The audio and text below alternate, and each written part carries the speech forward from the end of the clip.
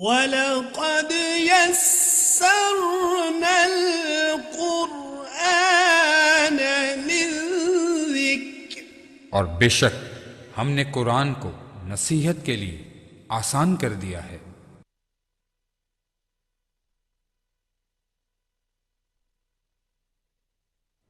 اعوذ باللہ من الشیطان الرجیم، بسم اللہ الرحمن الرحیم۔ اللہم صلی علی سیدنا و مولانا محمد وعلی آلہ وصحبہ وبارک وسلم، صلاۃ و سلام علیک یا سیدنا یا رسول اللہ۔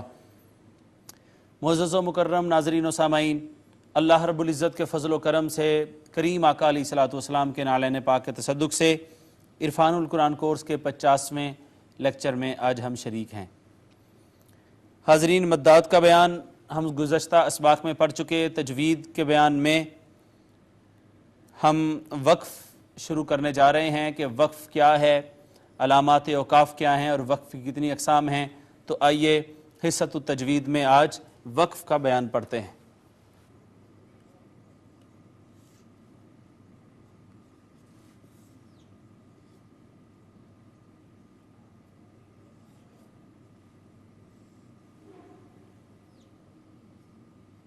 سب سے پہلے وقف کی تعریف کہ وقف کہتے کسے ہیں۔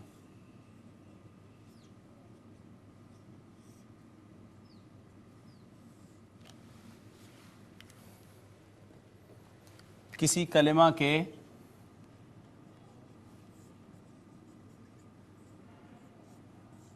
آخری حرف کی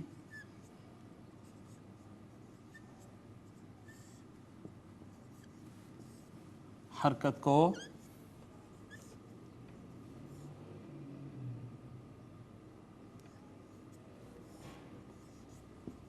تبدیل کر کے ساکن کرنا اور سانس توڑ کر ٹھہرنا وقف کہلاتا ہے۔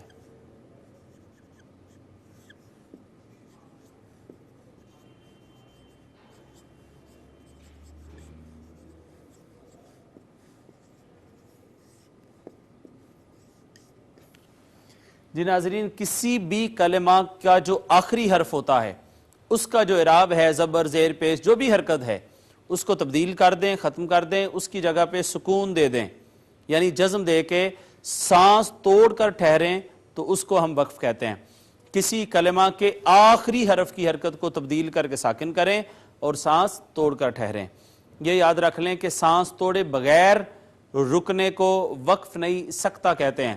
تو وقف کے لیے ضروری ہے کہ آپ آخری حرف کو ساکن کریں اور ساکن کرنے کے ساتھ ساتھ آپ سانس بھی توڑ دیں۔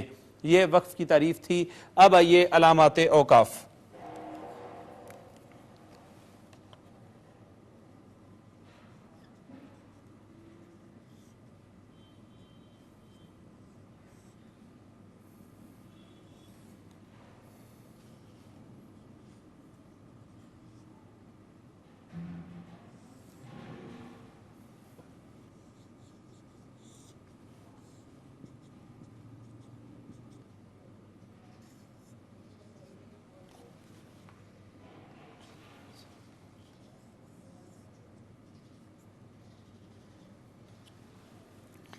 جی ناظرین، یہ جو علامت ہے گول دارہ، اس کو علامت تام کہتے ہیں۔ یہ وقف تام کی علامت ہے، وقف تام کی علامت ہے۔ لام الف لا علامت وصل، میم وقف لازم، تا وقف مطلق،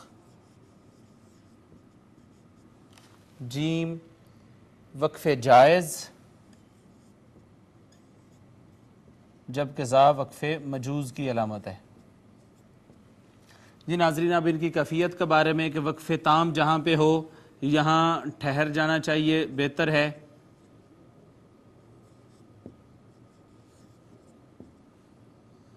نہ ٹھہریں بھی تب بھی گناہ نہیں ہے۔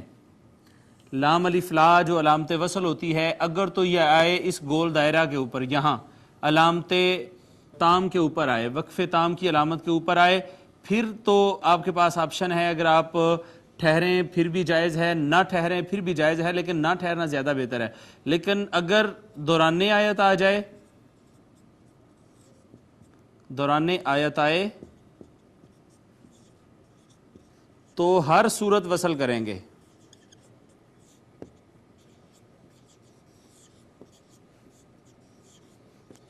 دوران آیت آئے تو پھر ہم جو ہے یہاں پر وقف نہیں کریں گے, پھر ہر صورت ہمیں ملا کے پڑھنا ہوگا. میم وقف لازم کی علامت ہے, یہاں ضرور ٹھہریں.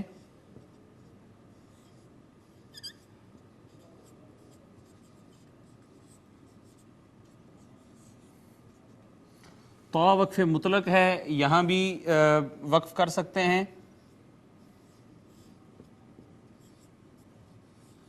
اب یہاں وقف کریں نہ کریں دونوں حالتوں میں آپ کو اجازت ہے, ضروری نہیں ہے کہ آپ یہاں پہ وقف کریں. وقف جائز, یہاں بھی وقف جائز کی علامت ہے, یہاں بھی وقف کر سکتے ہیں.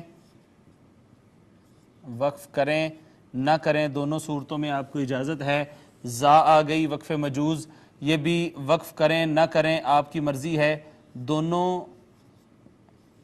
حالتیں جائز ہیں.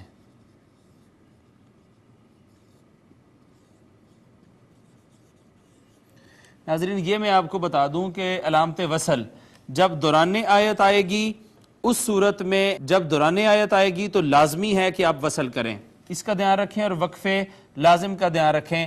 اس کے علاوہ جتنے بھی وقف آتے ہیں یا اس سے ہٹ کے اور بہت سارے وقف یا علامات اوقاف یا رموز اوقاف جو قرآن مجید میں آپ دیکھتے ہیں, ہر جگہ پہ آپ کو اجازت ہے. اگر آپ وقف کرنا چاہیں تب بھی ٹھیک ہے, اگر آپ وقف نہ کرنا چاہیں, وصل کرنا چاہیں تب بھی ٹھیک ہے. ایک سوال ذہن میں آ سکتا ہے کہ جب ہر جگہ رکنا بھی جائز ہے اور نہ رکنا بھی جائز ہے تو ان علامات کا پھر فائدہ کیا ہے, ان علامات کی وجہ کیا ہے؟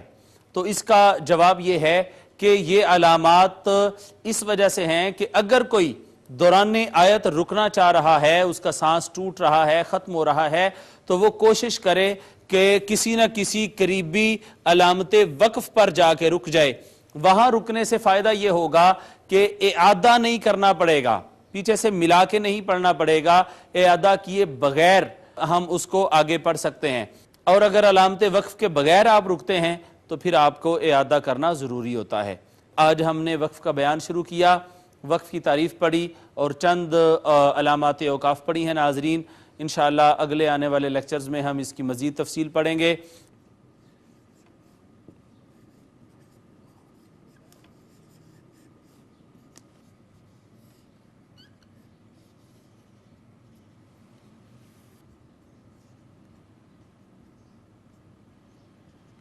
جی ناظرین سبق ہم نے لکھ لیا ہے, آئیے پہلے تجوید کے ساتھ اس کا تلفظ صحیح کرتے ہیں, اس کے بعد انشاءاللہ ہم اس کا ترجمہ کریں گے.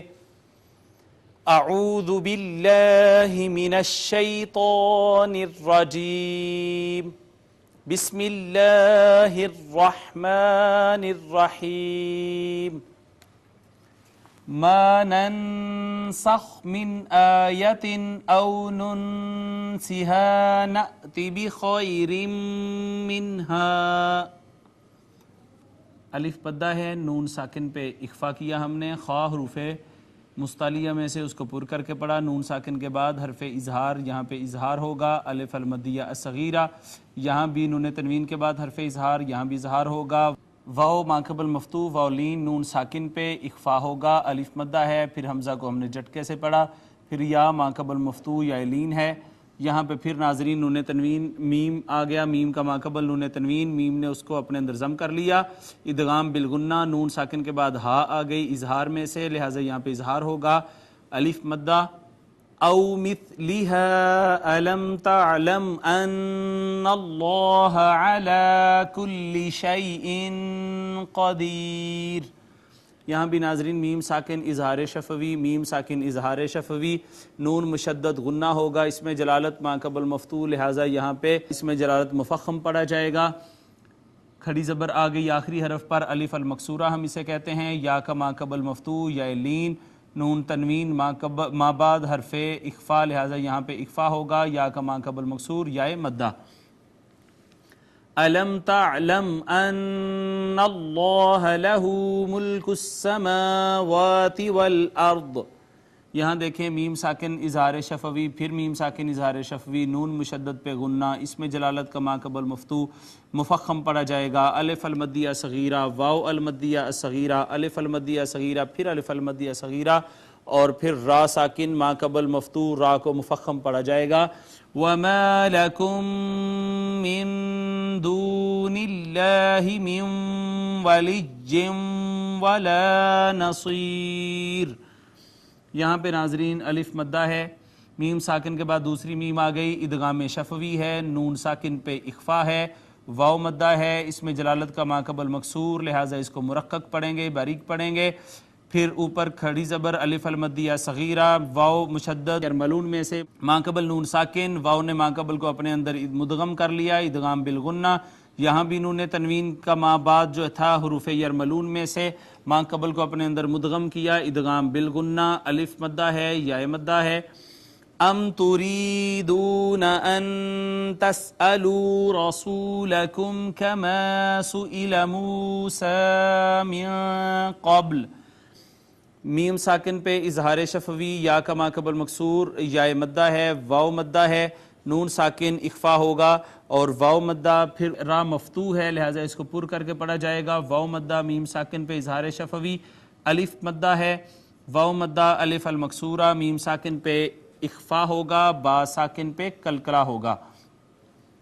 وَمَن يَتَبَدَّلِ الْكُفْرَ بِالْإِيمَانِ فَقَدْ ضَلَّ سَوَاءَ السَّبِيلِ۔ ناظرین یہ دیکھیں نون ساکن کے بعد یا حروف ادغام میں سے ما قبل نون ساکن تھا، یا نے ما قبل کو اپنے اندر مدغم کر لیا، ادغام بالغنہ ہے، اس کے بعد را مفتوح تھی لہٰذا پر پڑھی جائے گی، یا کا ما قبل مکسور، یا مدہ، پھر الف مدہ، پھر ناظرین قاف حروف مستعلیہ میں سے پر کر کے پڑھا، دال حروف کلکلہ میں سے ساکنہ کلکلہ کیا۔ یہ مد متصل ہے، دیکھیں حرف مدہ کے بعد حمزہ سب مد اسی کلمہ میں مد متصل، یا ما قبل مکسور، یا مدہ ہے، اور آخر میں سکون عارضی ہے وقف کی وجہ سے لہٰذا مد عارض بھی ہے۔ یہ ناظرین تجوید کے حوالے سے ہم نے آج کے سبق کو دیکھا۔ اب آئیے آج کے سبق کا لفظی ترجمہ کرتے ہیں۔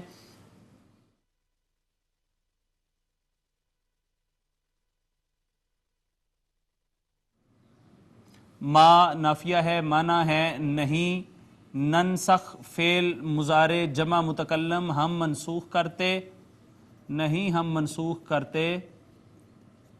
من کا معنی ہے سے، آیتن کوئی آیت، ہم آیات میں سے کوئی آیت منسوخ نہیں کرتے۔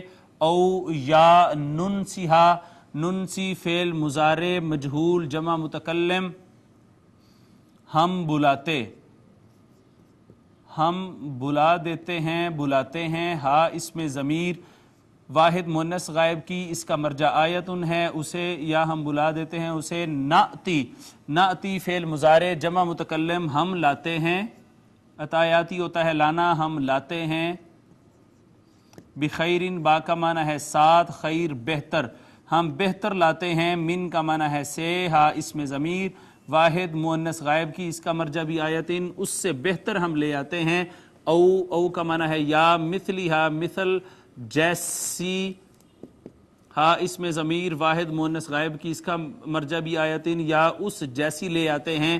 آ حرف استفہام کیا، لم حرف نافیہ کیا نہیں، حروف جوازم میں سے۔ تعلم فعل مضارع واحد مذکر حاضر تو جانتا، کیا تو نہیں جانتا، کیا آپ کو علم نہیں ہے۔ انا کہ بے شک، اللہ بے شک اللہ تعالی، علا کا معنی ہوتا ہے پر یا اوپر، کلی ہر شیئن چیز کے، قدیر قدرت والا ہے۔ بے شک اللہ تعالیٰ ہر چیز پر قدرت رکھتا ہے، قادر ہے۔ پھر حرف استفہام معنی ہے کیا، لم پھر حروف جوازم میں سے کیا نہیں۔ تعلم فعل مضارع واحد مذکر حاضر تو آپ جانتے، کیا آپ نہیں جانتے۔ ان اللہ کہ بے شک اللہ، بے شک اللہ تعالی، لہو لام زبر لا لام زر لی، لیے کے لیے واسطے، ہو اس میں ضمیر واحد مذکر غائب کی، اس کا مرجع اس میں جلالت، لہو لیے ہے اس کے، ملک السماواتی، ملک کہتے ہیں بادشاہی کو، السماوات آسمانوں کی، والارض اور زمینوں کی۔ واو کا معنی اور ہے، ما نافیہ معنی ہوگا نہیں، لکم لام زبر لا لیے کے لیے واسطے، کم اسم ضمیر جمع مذکر حاضر، واسطے تمہارے یا لیے تمہارے اور نہیں تمہارے لیے، من کا معنی سے، دون اللہ سوائے اللہ، اللہ کے، من کا معنی سے، ولیین کوئی دوست، واو کا معنی اور، لا نہ ہی، نصیر مددگار۔ تو اللہ کے علاوہ نہ تمہارا کوئی دوست ہے اور نہ ہی کوئی مددگار ہے۔ ام معنی ہوتا ہے یا، تریدونا فعل مضارع جمع مذکر حاضر، ترید تریدانی تریدونا، تم چاہتے ہو، کیا تم چاہتے ہو۔ ان کا معنی ہے کہ، ان حروف نواصب میں سے اس نے تسألون تھا فعل مضارع جمع مذکر حاضر کا صیغہ، نون گرا دیا حرف نواصب نے، کہ تسألو تم فعل مضارع جمع مذکر حاضر، تم سوال کرو، تم سب سوال کرو، کیا تم چاہتے ہو کہ تم سوال کرو، رسولکم رسول سے، کم اس میں ضمیر جمع مذکر حاضر کی، اپنے تم اپنے رسول سے سوال کرو، کما جیسے، سئلہ فعل ماضی مجہول واحد مذکر غائب سوال کیا گیا، موسیٰ موسیٰ سے، موسیٰ علیہ السلام سے سوال کیا گیا، من کا معنی ہے سے، قبل اس سے پہلے، جیسے موسیٰ علیہ السلام سے اس سے پہلے سوال کیے گئے، واو کا معنی ہے اور، من موصولہ ہے معنی ہے جو، یتبدل فعل مضارع واحد مذکر غائب جو تبدیل کرتا ہے، بدلتا ہے، الکفرا کفر کو، بالایمانی ایمان کے بدلے، با کا معنی ہے ساتھ، ایمان ایمان جو ایمان کے بدلے کفر کو بدل دیتا ہے، فا پس، قد جو ہے وہ تحقیق کے معنی میں آتا ہے، اور فعل ماضی قریب کے معنی میں، فقد کا معنی ہے پس تحقیق، دلہ فعل ماضی واحد مذکر غائب گمراہ ہو گیا،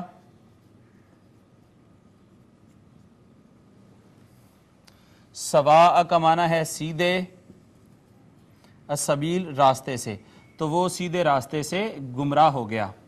یہ ناظرین آج کا لفظی ترجمہ ہے۔ آئیے بامحاورہ ترجمہ کرنے کے بعد آج کے سبق کی تفسیر کی کوشش کرتے ہیں۔ ہم جب کوئی آیت منسوخ کر دیتے ہیں یا اسے فراموش کرا دیتے ہیں تو ہم لے آتے ہیں اس سے بہتر یا ویسی ہی کوئی۔ کیا تم نہیں جانتے کہ اللہ ہر چیز پر قادر ہے، اور اللہ کے سوا نہ تمہارا کوئی دوست ہے اور نہ ہی مددگار۔ اے مسلمانوں، کیا تم چاہتے ہو کہ تم بھی اپنے رسول صلی اللہ تعالیٰ علیہ وآلہ وسلم سے اسی طرح سوالات کرو جیسا کہ اس سے پہلے موسیٰ علیہ السلام سے سوالات کیے گئے تھے؟ تو جو کوئی ایمان کے بدلے کفر حاصل کرے پس وہ واقعتاً سیدھے راستے سے بھٹک گیا۔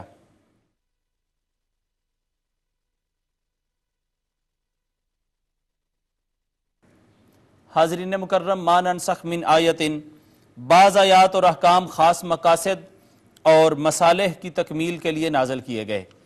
جب وہ مقاصد اور مصالح پورے ہو گئے تو انہیں منسوخ کر کے نئے احکام اتارے گئے اور ان پر اسلام کے نظام کی بنیاد رکھی گئی۔ اس میں تشریعی اور تکوینی دونوں حیثیتیں پیش نظر تھیں۔ یہی فلسفہ نسخ ہے۔ حضرت ابن عباس رضی اللہ تعالیٰ عنہ فرماتے ہیں کہ نسخ کے معنی بدلنے کے ہیں۔ حضرت مجاہد فرماتے ہیں مٹانے کے ہیں، جو کبھی لکھنے میں باقی رہتی ہے اور معنی بدل جاتے ہیں۔ ضحاک فرماتے ہیں بلا دینے کے معنی ہیں، عطا فرماتے ہیں چھوڑ دینے کے معنی ہیں، اور امام سدی فرماتے ہیں اٹھا لینے کے معنی ہیں۔ طبرانی میں ایک روایت ہے کہ دو آدمیوں نے آقا صلی اللہ تعالیٰ علیہ وسلم سے ایک صورت یاد کی تھی۔ ایک مرتبہ رات کی نماز میں ہر چند اسے پڑھنا چاہا لیکن قوت حافظہ نے ساتھ نہ دیا۔ گھبرا کر خدمت نبی صلی اللہ تعالیٰ علیہ وسلم میں حاضر ہوئے اور اس کا ذکر کیا تو آپ صلی اللہ تعالیٰ علیہ وسلم نے فرمایا یہ منسوخ ہو گئی اور بلا دی گئی، دلوں میں سے نکال دی گئی، تم غم نہ کرو اور بے فکر ہو جاؤ۔ حاضرین مکرم، یہودی جو تھے وہ نسخ کے قائل نہ تھے، یہاں ان کا بھی زبردست رد کیا گیا ہے۔ اس آیت میں گو خطاب فخر دو عالم صلی اللہ تعالیٰ علیہ وسلم کو ہے، مگر دراصل یہ کلام یہودیوں کو سنانا ہے جو انجیل اور قرآن کو اس وجہ سے نہیں مانتے تھے کہ ان میں سے بعض احکام جو تورات میں تھے وہ منسوخ ہو گئے تھے۔ جس طرح اللہ اپنے کاموں میں بے نیاز ہے، وہ اپنے حکموں میں بھی بے نیاز ہے۔ حاضرین مکرم، دیکھیے حضرت آدم علیہ السلام کے بیٹے اور بیٹیاں آپس میں بھائی بہن ہوتے تھے، لیکن نکاح جائز تھا، پھر حرام کر دیا گیا، یہ حکم منسوخ ہو گیا۔ نوح علیہ السلام کی کشتی سے جب اترتے ہیں تو اس وقت تمام حیوانات کا کھانا حلال تھا، لیکن بعد میں بہت ساروں کی حلت منسوخ کر دی گئی۔ دو بہنوں کا نکاح اسرائیل اور ان کی اولاد پر حلال تھا، لیکن پھر تورات میں اور اس کے بعد حرام کر دیا گیا۔ ابراہیم علیہ السلام کو بیٹے کی قربانی کا حکم ہوتا ہے اور بعد میں منسوخ کر دیا گیا۔ بنی اسرائیل کو حکم دیتا ہے کہ بچڑا پوجنے والوں کو سب کو قتل کر دو، اور بہت سارے ابھی باقی ہوتے ہیں کہ حکم منسوخ ہو جاتا ہے۔ پہلے جس عورت کا خاوند مرتا تھا اس کی عدت 1 سال تھی، اب 3 ماہ رہ گئی، پہلا حکم منسوخ ہو گیا، ناسخ آ گیا، لہٰذا دونوں آیات قرآن پاک میں اب بھی موجود ہیں۔ پہلے قبلہ بیت المقدس تھا، اب حکم ہوا کہ کعبہ کو قبلہ بنا دو۔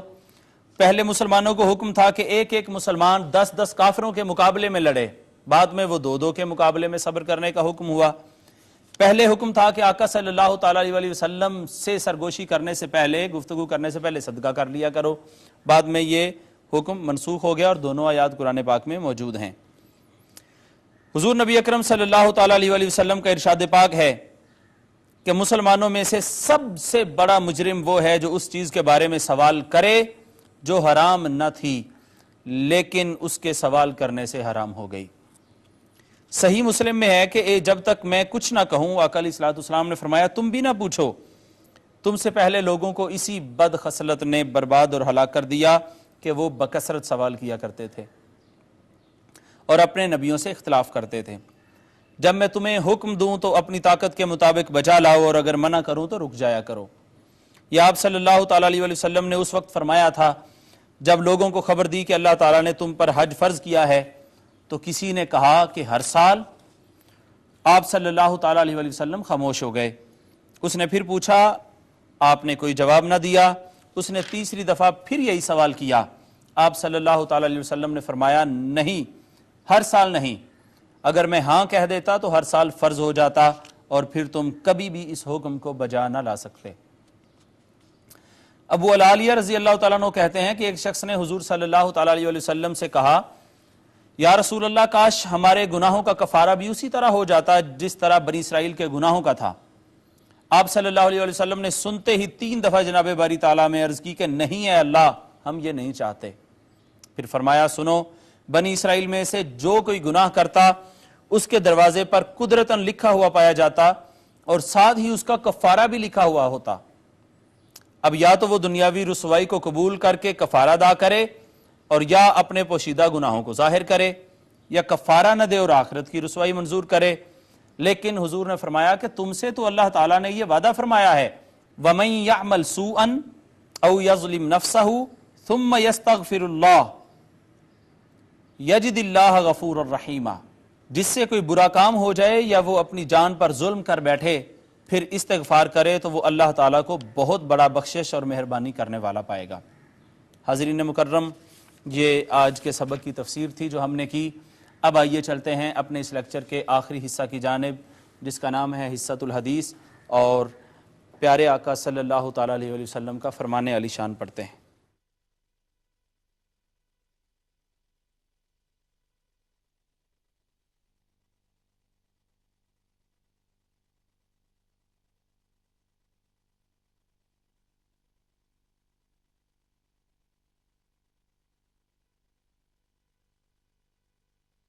اس حدیث پاک کو ابو داؤد نے اور ترمذی نے اور نسائی نے، دیگر بہت ساری کتب حدیث میں اس کو ائمہ کرام نے نقل کیا ہے، اور وقال ابو عیسیٰ ھذا حدیث حسن۔ آئیے اس کا ترجمہ کرتے ہیں۔ علقمہ فرماتے ہیں، قال، انہوں نے کہا، قال عبداللہ ابن مسعود، کہ عبداللہ ابن مسعود رضی اللہ تعالیٰ عنہ نے فرمایا، الا اصلی بکم صلاۃ رسول اللہ، کیا میں تمہیں رسول اللہ صلی اللہ علیہ وسلم کی نماز پڑھ کر نہ دکھاؤں؟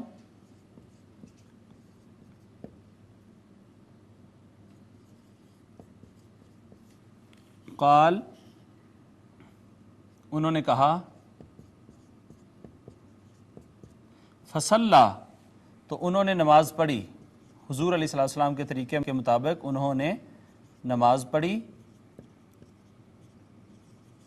فلم یرفع یدیہ، تو اپنے ہاتھوں کو بلند نہ کیا،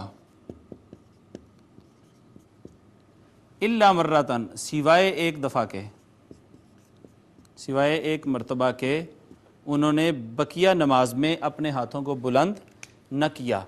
حاضرین مکرم، یہ حدیث مبارکہ ہم نے پڑھی، حضرت علقمہ روایت کرتے ہیں کہ حضرت عبداللہ ابن مسعود رضی اللہ تعالیٰ عنہ نے فرمایا، کیا میں تمہیں رسول اللہ صلی اللہ تعالیٰ علیہ وآلہ وسلم کی نماز نہ پڑھاؤں؟ راوی کہتے ہیں پھر انہوں نے نماز پڑھائی اور ایک مرتبہ کے سوا اپنے ہاتھ نہ اٹھائے۔ امام نسائی کی بیان کردہ روایت میں ہے ثم لم یعد، پھر انہوں نے ہاتھ نہ اٹھائے۔ حاضرین مکرم، تجوید میں آج ہم نے وقف کا بیان شروع کیا، وقف کی تعریف پڑھی، کچھ علامات اوقاف پڑھی، ترجمہ تفسیر کرنے کے بعد آج ہم نے آقا علیہ الصلوۃ والسلام کا رفع یدین کے متعلق ایک فرمان علی شان پڑھا ہے۔ سیدنا عبداللہ ابن مسعود رضی اللہ تعالیٰ عنہ نے حضور علیہ الصلوۃ والسلام جیسے نماز پڑھتے تھے ویسے نماز پڑھ کے دکھائی، اور آپ نے ایک دفعہ ہاتھ اٹھانے کے بعد دوبارہ ہاتھ نہیں اٹھائے۔ اللہ جل مجدہ سے دعا ہے وہ ہمیں اپنے حبیب مکرم صلی اللہ تعالیٰ علیہ وآلہ وسلم کے صدقے سے صحیح مسلمان بننے کی توفیق عطا فرمائے۔ اللہ رب العزت ہم سب کا حامی و ناصر ہو۔ وما علیہ الا البلاغ۔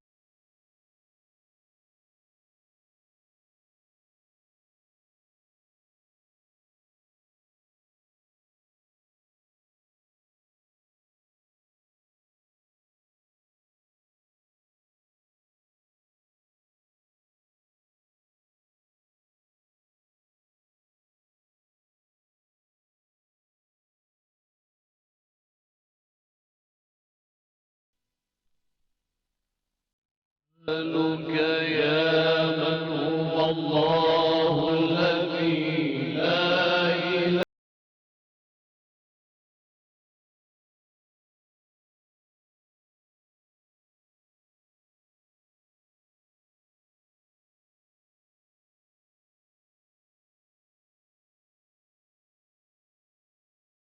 يكبر الخالق البارئ المصور الغفار القهار الوهاب الرزاق الفتاح العليم أسألك يا من هو الله وَلَقَدْ يَسَّرْنَا الْقُرْآنَ لِلذِّكْرِ، اور بے شک ہم نے قرآن کو نصیحت کے لیے آسان کر دیا ہے۔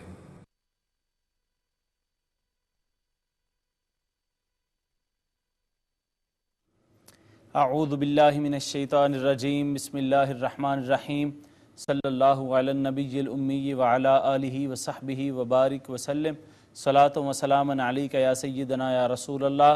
مکرم معظم ناظرین و سامعین، اللہ رب العزت کے فضل و کرم سے اور آقا صلی اللہ تعالیٰ علیہ وآلہ وسلم کے نالین پاک کے تصدق سے عرفان القرآن کورس کے 52ویں لیکچر میں آج ہم شریک ہیں۔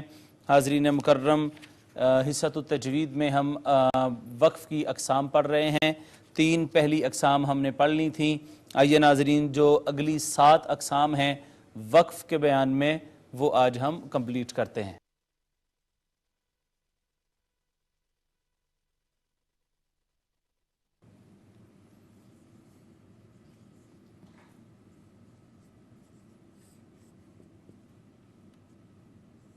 وقف بالاسکان،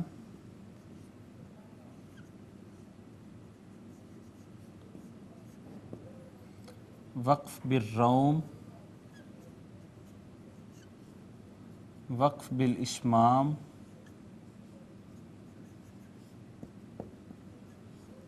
وقف اختیاری وقف اختباری وقف اضطراری اور وقف انتظاری۔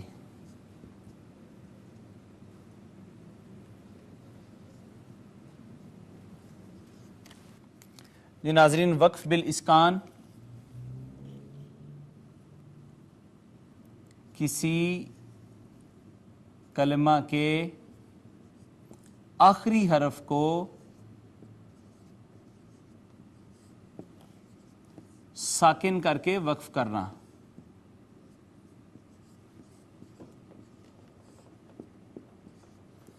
مثلاً تھا ایاک نعبد و ایاک نستعین، یہ جمع متکلم کا صیغہ ہے اور یہ مرفوع تھا، نستعین تھا، لیکن آخر میں رکنے کی غرض سے، وقفی غرض سے ہم نے اس کو ساکن کر دیا، تو چونکہ سکون دیکھ کر وقف کیا ہے اس وجہ سے اس کو وقف بالاسکان کہتے ہیں۔ ناظرین، ہر وقف وقف بالاسکان ہوگا اس وجہ سے کہ ہر وقف میں آخری حرف کو ساکن ہی ہم نے کرنا ہے، تو ایسے اس تناظر میں ہر وقف جو ہے وہ وقف بالاسکان کہلوائے گا۔ پھر وقف بالروم، زیر اور پیش والے حرف پر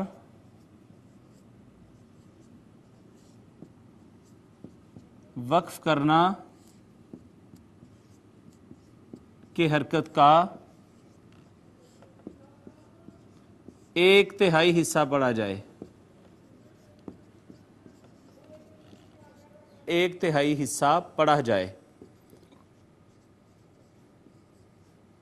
مثال کے طور پر یہاں پہ مثال لکھ لیتے ہیں، والعصر، تو یہ والعصری تھا، یہاں را کے نیچے زیر ہے، لہٰذا اگر ہم نے یہاں پہ وقف کریں تو کم از کم اس حرکت کا 1/3 حصہ پڑھیں، ایسا لگے کہ جیسے قریب بیٹھا شخص جو ہے اس تک زیر کی آواز جائے گی، تو اس کو کہتے ہیں رامراما۔ مراما کا معنی ہوتا ہے قصد کرنا، را کے نیچے زیر ہو اور ایک پیش والے حرف پر وقف کریں ایسے کہ حرکت کا 1/3 حصہ پڑھا جائے، اس کو وقف بالروم کہتے ہیں۔ اب آ جائیں وقف بالاشمام پر، 2 پیش والے حرف پر وقف کرنا،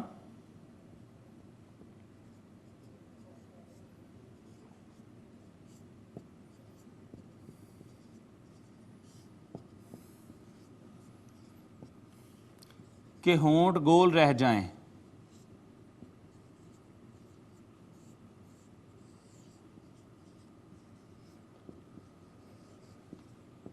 جیسے عدوٌ، تو عدو ایسے ناظرین ہونٹ گول رہ جائیں گے، اس کو کہتے ہیں وقف بالاشمام۔ یہ اگلی جو 4 اقسام آ رہی ہیں وہ اس سے ذرا ہٹکے ہیں، زیادہ ٹیکنیکل نہیں ہیں۔ وقف اختیاری کہتے ہیں جہاں پر بات پوری ہو رہی ہو وہاں پر ہی اپنی مرضی سے وقف کرنا، جہاں پر بات پوری ہو رہی ہو، معنی پورے ہو رہے ہوں، گفتگو مکمل ہو رہی ہو، وہاں پر اپنی مرضی کے ساتھ وقف کرنا، اس کو وقف اختیاری کہتے ہیں۔ یہ ناظرین ایک اختیار ہے کہ جہاں بات، موضوع، گفتگو، معنی مکمل ہو رہے ہیں، سمجھ میں آ رہے ہیں، وہاں پر ہی اگر آپ اپنی مرضی سے وقف کرنا چاہیں تو اس کا اختیار ہے۔ اب آ جائیں وقف اختباری۔ اختبار، اختبارہ، یختبر، اختبار، امتحان کا ہم معنی ہے، جیسے امتحان ہوتا ہے ویسے پریکٹیکل امتحان جو ہوتا ہے اس کو اختبار کہتے ہیں۔ تو استاذ شاگرد کو کہے کہ بھئی اس جگہ پہ وقف کرو، تاکہ وہ دیکھے کہ وہ شاگرد اس کا موقوف علیہ پہ کیسے وقف کرتا ہے، یہ جانچنے کے لیے، یہ دیکھنے کے لیے اور چیک کرنے کے لیے کہ شاگرد یہاں پہ کس طرح وقف کرتا ہے، اس کو وقف اختباری کہتے ہیں۔ امتحانی نقطہ نگاہ سے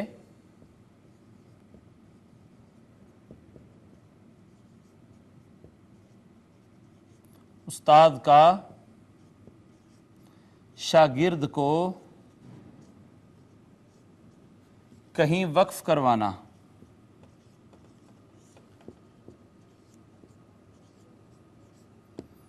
اس کے بعد آ جائیں اضطراری۔ اضطراری ناظرین، اچانک کھانسی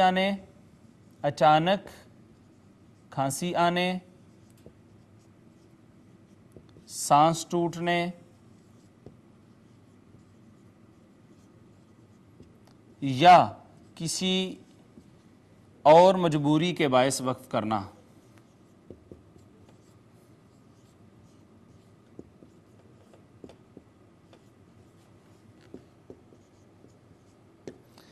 آخری رہ گیا ہے وقف انتظاری۔ ناظرین اکرام، یہ وقف انتظاری ایسا وقف ہے جو اساتذہ قرات کے لیے ہوتا ہے، جن اساتذہ نے، جن قراء نے قرات کی 7 اقسام پڑھی ہوتی ہیں، سبع پڑھا ہوتا ہے، اور وہ ہر لہجے سے پڑھنا جانتے ہیں۔ اساتذہ قرات ایک آیت کریمہ کو ایک لہجے سے پڑھیں اور پھر اس نیت سے وقف کریں کہ اسی آیت کریمہ کو دوسرے قرات کے دوسرے لہجے سے پڑھیں گے، اور پھر اس نیت سے وقف کریں کہ اسی آیت کریمہ کو دوسرے لہجے کے ساتھ پڑھیں گے۔ اس کو وقف انتظاری کہتے ہیں۔ قرات کی ایک وجہ پڑھنے کے بعد، قرات کی ایک وجہ پڑھنے کے بعد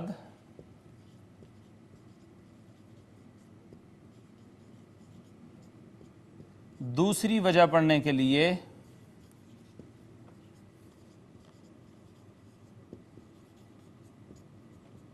وقف کرنا،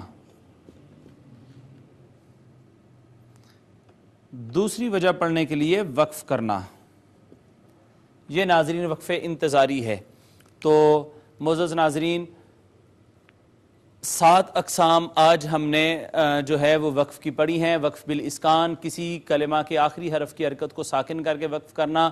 اس کے بعد ہے وقف بالروم، زیر اور پیش والے حرف پہ یوں وقف کریں کہ حرکت کا ایک تہائی حصہ پڑا جائے۔ اس کے بعد اشمام ہے 2 پیش والے حرف پہ وقف کرنا کہ ہونٹ گول رہ جائیں۔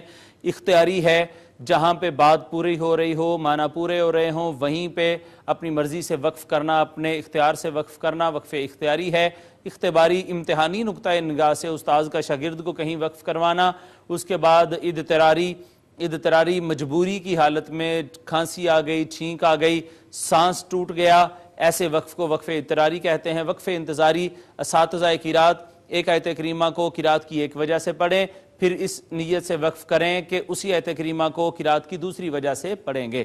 یہ ناظرین الحمدللہ ہمارا جو وقف کا بیان ہے وہ مکمل ہوتا ہے۔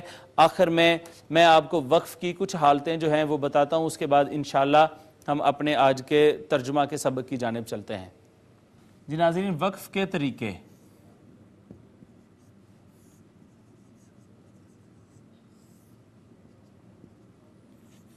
دیکھیں، جب بھی ہم وقف کریں تو زبر ہو، زیر ہو، پیش ہو، 2 زبر ہو، 2 زیر ہو، 2 پیش ہو، ناظرین یہ ساری کی ساری اڑ جاتی ہیں، ختم ہو جاتی ہیں۔ وقف کی جگہ پہ اس کو ختم کر دیا جاتا ہے، سوائے اس کے کہ 2 زبر پلس الف آ جائے۔ ایسی صورت میں ایک زبر کو اڑا دیتے ہیں اور ایک زبر پڑی جاتی ہے۔ مثال کے طور پر قریباً ہے یہ، تو اس میں ایسے کریں گے کہ 2 زبر پلس الف ہے تو قریباً میں سے صرف ایک زبر کو اڑا دیں گے اور قریبا پڑا جائے گا۔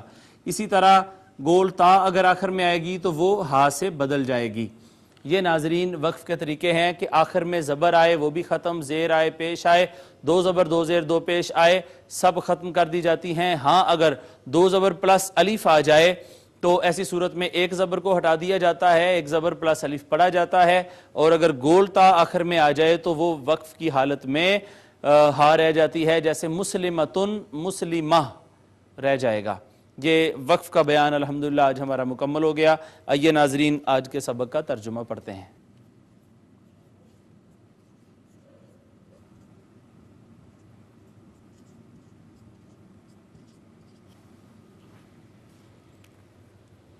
آئیے ناظرین آج کے سبق کا پہلے تلفظ صحیح کرتے ہیں اور تجوید کے احکام جو آج کے سبق میں آئے ہیں ان کو پوائنٹ آؤٹ کرنے کے بعد پھر ہم آج کے سبق کا کریں گے انشاءاللہ لفظی ترجمہ۔ اعوذ باللہ من الشیطان الرجیم بسم اللہ الرحمن الرحیم وقالوا لن يدخل الجنة إلا من كان هودا. ناظرین الف مدہ ہے، واو بھی مدہ ہے، یا ما قبل نون ساکن یا حروف ادغام میں سے تھی، ادغام بالغنہ. اس کے بعد دال ساکن آئی، اس پہ کلکلہ ہوگا، نون مشدد پہ غنہ ہوگا. الف مدہ ہے، نون ساکن پہ اخفا ہوگا، پھر الف مدہ ہے، پھر ناظرین نون تنوین کے بعد حرف اظہار حمزہ، لہٰذا یہاں پہ اظہار ہوگا. واو کا ما قبل مفتوح ہے. او نصارا تلک امانیہم، واو ما قبل مفتوح ہے، واو لین ہے، الف المدیہ صغیرہ ہے، الف المکسورہ ہے، پھر الف مدہ ہے، پھر ناظرین میم ساکن پہ اظہار شفوی ہے. قل هاتوا برهانكم ان كنتم صادقین. الف مدہ ہے ناظرین، پھر واو مدہ ہے، پھر را ساکن ما قبل مضموم ہے، را مفخم پڑھی جائے گی. الف مدہ، میم ساکن پہ اظہار شفوی، نون ساکن پہ اخفا، پھر نون ساکن پہ اخفا، پھر میم ساکن پہ اظہار شفوی. الف المدیہ صغیرہ ہے اور یا کا ما قبل مکسور ہونے کی وجہ سے یا مدہ ہے، اور حرف مدہ کے بعد سکون آ گیا، سکون عارضی ہے تو مد عارض. بلا من اسلم وجهه للہ وهو محسن فلہ. یہاں پہ الف المکسورہ ہے، اس کے بعد نون ساکن کے بعد حمزہ حرف اظہار میں سے، لہٰذا یہاں پہ اظہار ہوگا.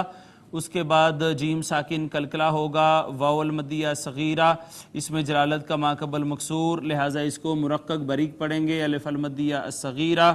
اس کے بعد ناظرین یہاں پہ نون تنوین پہ اخفا ہوگا. فَلَهُ أَجْرُهُ عِنْدَ رَبِّهِ. یہاں پہ ناظرین مد منفصل ہے، جیم پہ قلقلہ ہے، واو المدیہ صغیرہ ہے، نون ساکن پہ اخفا. اس کے بعد یا المدیہ صغیرہ. وَلَا خَوْفٌ عَلَيْهِمْ وَلَا هُمْ يَحْزَنُونَ. یہاں یہ الف مدہ ہے، واو کا ما قبل مفتوح، واو لین، نون تنوین کے بعد حرف اظہار، لہٰذا یہاں پہ اظہار.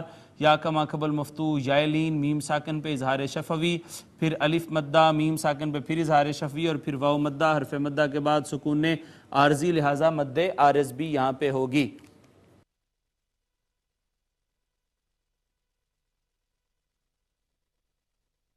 جی ناظرین، آج کے سبق کو تجوید کے ساتھ ہم پڑھ چکے ہیں. آئیے اب اس سبق کا ہم کریں گے ترجمہ.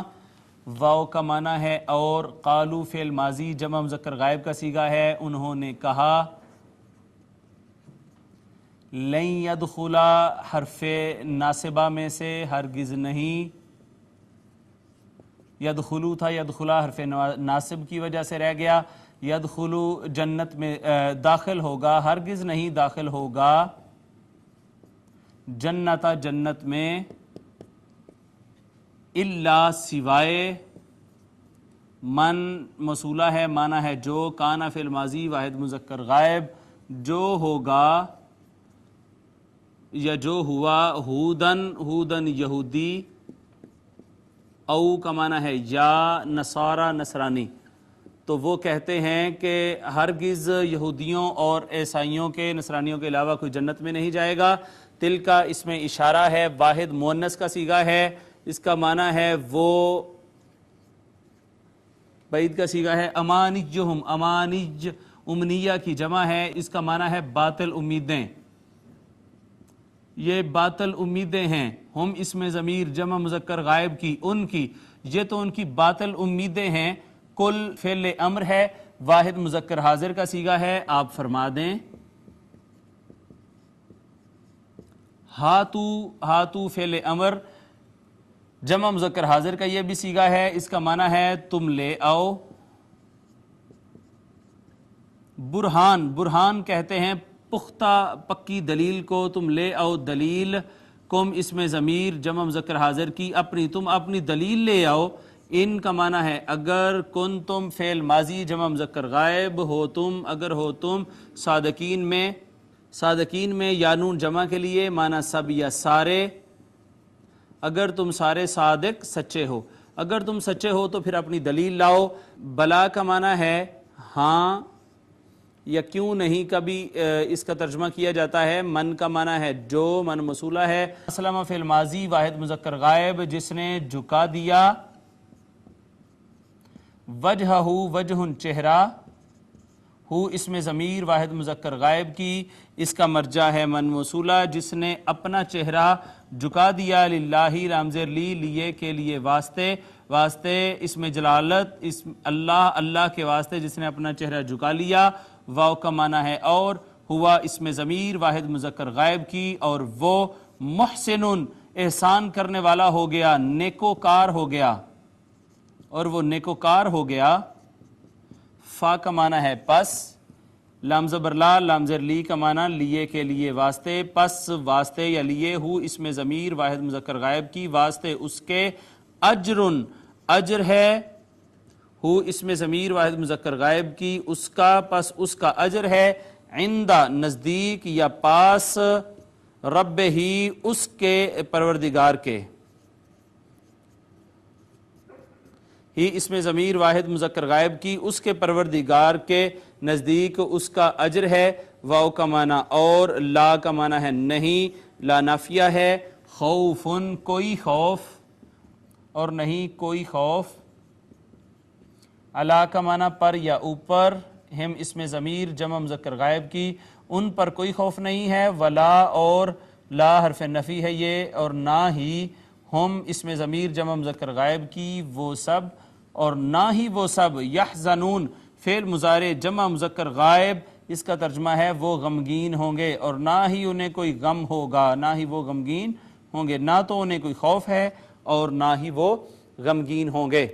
ناظرین یہ تو لفظی ترجمہ تھا آج کے سبق کا، اب آئیے آج کے سبق کا بامحاورہ ترجمہ کرتے ہیں۔ اور اہل کتاب کہتے ہیں کہ جنت میں ہرگز کوئی بھی داخل نہیں ہوگا سوائے اس کے کہ وہ یہودی ہو یا نصرانی، یہ ان کی باطل امیدیں ہیں۔ آپ فرما دیں کہ اپنی اس خواہش پر سند لاؤ اگر ہو تم اپنے دعوے میں سچے، ہاں جس نے اپنا چہرہ اللہ کے لیے جھکا دیا اور وہ نیکوکار ہو گیا تو اس کے لیے اس کا اجر اس کے رب کے ہاں ہے، اور ایسے لوگوں پر نہ کوئی خوف ہوگا اور نہ وہ غمگین ہوں گے۔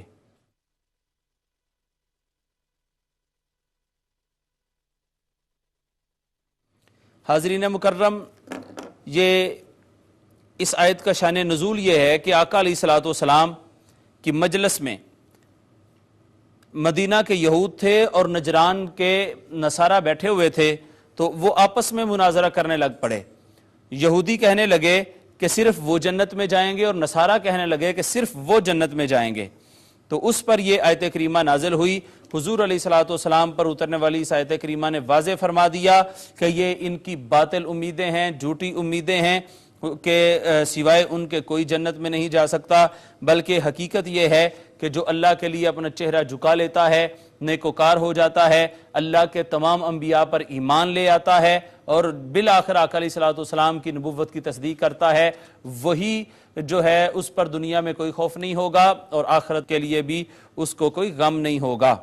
اس میں ایک یہ بات بھی، آج کل کا جو رویہ ہے عام طور پر مذہبی ذہن کے حوالے سے، اس کو دیکھنے کی ضرورت ہے کہ اپنے سوا دوسروں کے جنتی نہ ہونے کا خیال فاسد ہے۔ صرف اپنے ہی جنتی ہونے کی جو سوچ ہے وہ یہودی ذہنیت کی اور نصرانی ذہنیت کی عکاس ہے، اور اسی طرح بغیر دلیل خاص کسی کے جہنمی ہونے کا دعویٰ نہیں کیا جا سکتا۔ اس میں ناظرین مکرم آج کل کے جو پیر زادگان ہیں ان کے لیے بھی دعوت فکر ہے کہ آج کل کے پیر زادے اور اکثر سجادہ نشین، الا ماشاءاللہ سب نہیں مگر بہت سارے، کسب کی بجائے صرف نسب پر گمنڈ کرنے والے صاحبزادے یہود و نصارہ کی خالی جنت سے سبق سیکھیں۔ انہیں سبق سیکھنا چاہیے اور غور و فکر کر کے آیت کریمہ سے عبرت حاصل کرنی چاہیے کہ کسب ان کے لیے مفید ہوگا یا نسب ان کے لیے مفید ہوگا۔ حاضرین مکرم، یہ آج کی مختصر سی تفسیر تھی۔ اب آئیے چلتے ہیں اپنے لیکچر کے آخری حصہ کی جانب اور آقا صلی اللہ تعالی علیہ وسلم کا فرمان عالی شان پڑھتے ہیں۔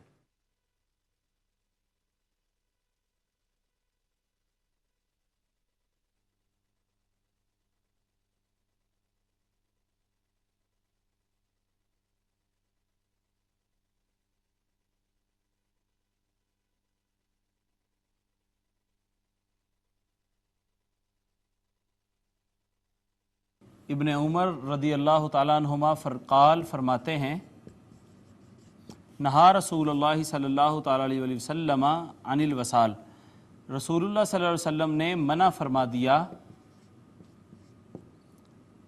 عن الوصال، وصال کے روزوں سے۔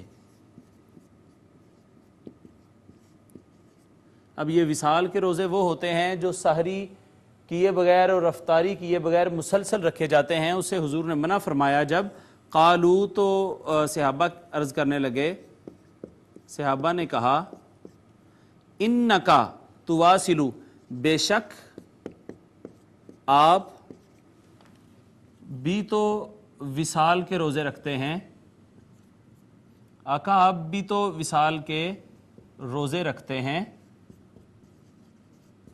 قال، حضور نے فرمایا، حضور صلی اللہ علیہ وسلم نے فرمایا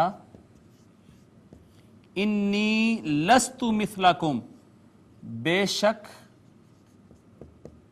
میں ہرگز تمہاری مثل نہیں ہوں، بے شک میں ہرگز تمہاری مثل نہیں ہوں۔ انی اطعم، اس کا بے شک مجھے کھلایا جاتا ہے اور پلایا جاتا ہے، بے شک مجھے اپنے رب کی طرف سے کھلایا جاتا ہے اور پلایا جاتا ہے۔ حاضرین مکرم، یہ آج کی حدیث مبارکہ تھی۔ بہتر طریقے سے اس کا ترجمہ آپ کو سنا دیتا ہوں۔ سیدنا عبداللہ ابن عمر رضی اللہ تعالی عنہما روایت کرتے ہیں کہ حضور نبی اکرم صلی اللہ تعالی علیہ وسلم نے صوم وصال یعنی سحری و افطاری کے بغیر مسلسل روزے رکھنے سے منع فرمایا۔ صحابہ اکرام نے عرض کیا، یا رسول اللہ آپ تو وصال کے روزے رکھتے ہیں۔ آپ صلی اللہ تعالی علیہ وسلم نے فرمایا میں ہرگز تمہاری مثل نہیں ہوں، مجھے تو اپنے رب کے ہاں کھلایا اور پلایا جاتا ہے۔ ناظرین، 52واں لیکچر اپنے اختتام کو پہنچتا ہے۔ آج کے سبق میں ہم نے وقف کی بقیہ 7 اقسام پڑھی: وقف بالاسکان، وقف بالروم، وقف بالاشمام، وقف اختیاری، وقف اختباری، وقف اضطراری اور وقف انتظاری، اور ترجمہ تفسیر کرنے کے بعد آقا علیہ الصلوۃ والسلام کی حدیث مبارکہ ہم نے پڑھی اور سمجھی ہے۔ اللہ رب العزت ہم سب کو قرآنی علوم سے مستفید ہونے کی توفیق عطا فرمائے۔ اللہ تعالی ہم سب کا حامی و ناصر ہو۔ وما علیہ الا البلاغ۔